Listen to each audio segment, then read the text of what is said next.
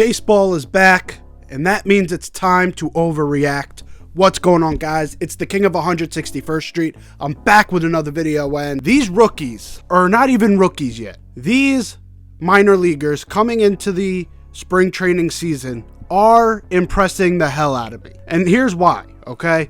I'm gonna break this down. For Jason Dominguez, that's where I want to start off. That's the main focus of this. He is showing all 5 tools of his game. He hasn't shown as much in the field, so I'll say 4 of the 5 tools, but we've heard about his glove. His glove is very good. So he is a 5-tool player, but he's shown 4 of the 5 to this point. And we'll start with the power, obviously. Second at bat of his career, he goes in and absolutely hits a tank over the left field wall. Pimped it out, sick home run. Really, what impresses me about those swings, okay? And we're going to combine two of his tools here, okay? The first tool is power.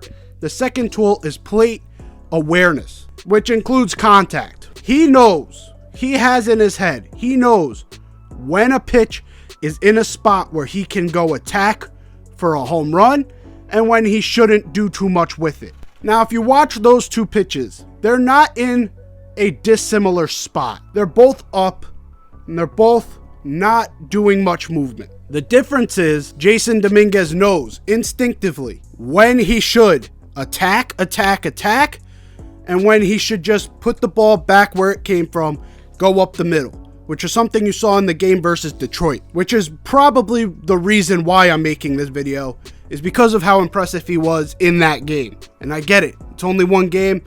And so far in this spring training, it's only been 3. But his feel for the game is so impeccable. That pitch that he hit for a home run in his second game, that pitch, yes, not a great pitch. But again, he still has that awareness of saying, okay, this is a pitch I got to attack. And I think a lot of it is because that might have been a breaking pitch, right? That's a high breaking pitch. You go for power on those. He sees that same pitch high, but it's a fastball. He just doesn't try and do too much, goes up the middle. People on our team that have problems with that. Let's start with the obvious. The Aaron Hickses, the Josh Donaldsons. They'll try and do too much on that fastball, and it will cost them by hitting a fly ball. Their feel for the game right now is not good, right? Gleyber Torres struggles with this too. There are times when he is very pull-centric. That's when he starts to struggle, when he's pull-centric and he doesn't really let the game come to him. He forces it. And part of that is he's attacking when he should be letting the game come to him. Something I'm seeing out of Jason Dominguez, and the reason why it's coming to me after 3 games, is because you would expect in his first real professional stage, there would be jitters, right?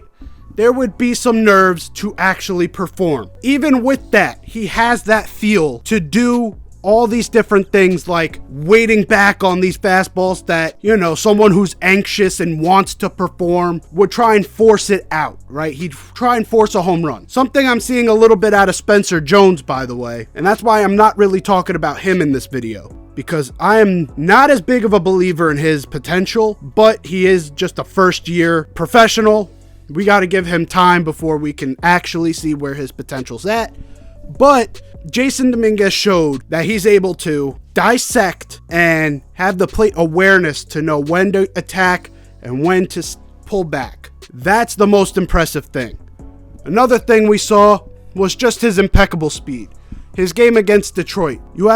He gets a walk and it's first and second. The guy on second steals. He's delayed and he steals. The catcher knows Jason Dominguez's speed is so good, he throws the ball away. And even if you look, he throws the ball away, he would have made it by a mile. He makes it to third and scores.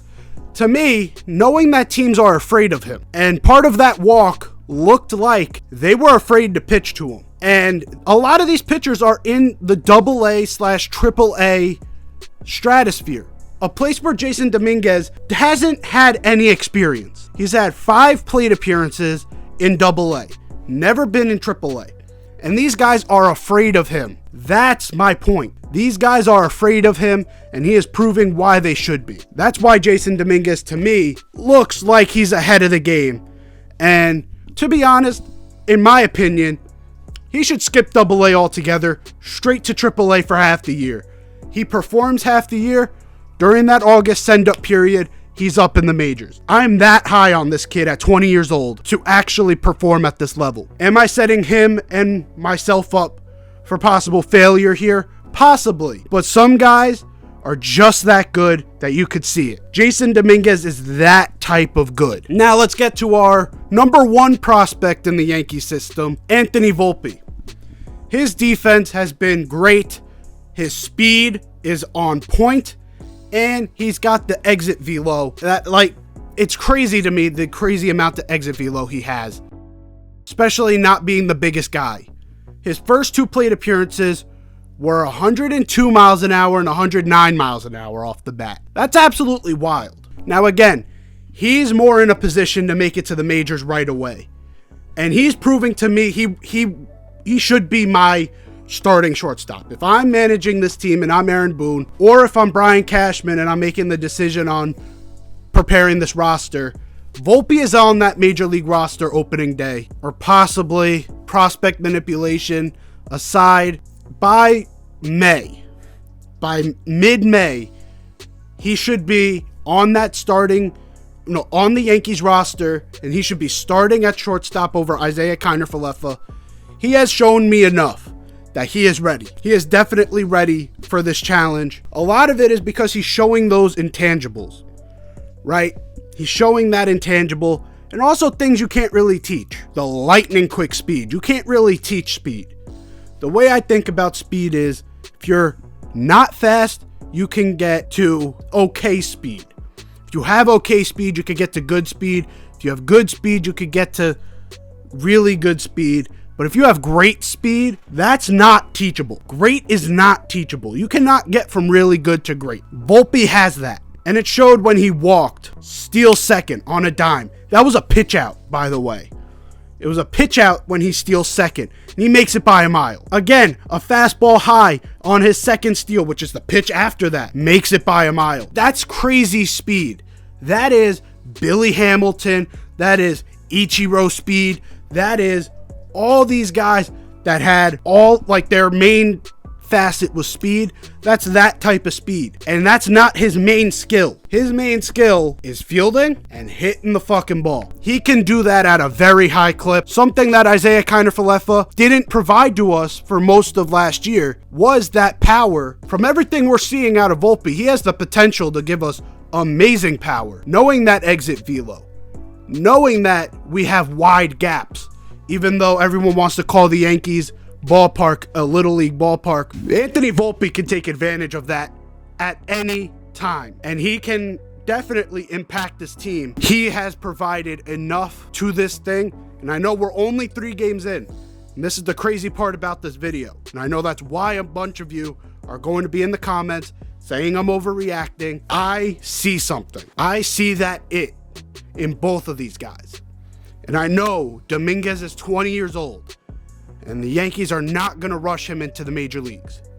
But I see that it to where if they were to say, fuck it, we got a talent, let's show it off, I think he'd be fine. And for Anthony Volpe, I think he will earn that starting shortstop job at some point early this season, and he will succeed and probably overachieve expectations. I see that it out of those two.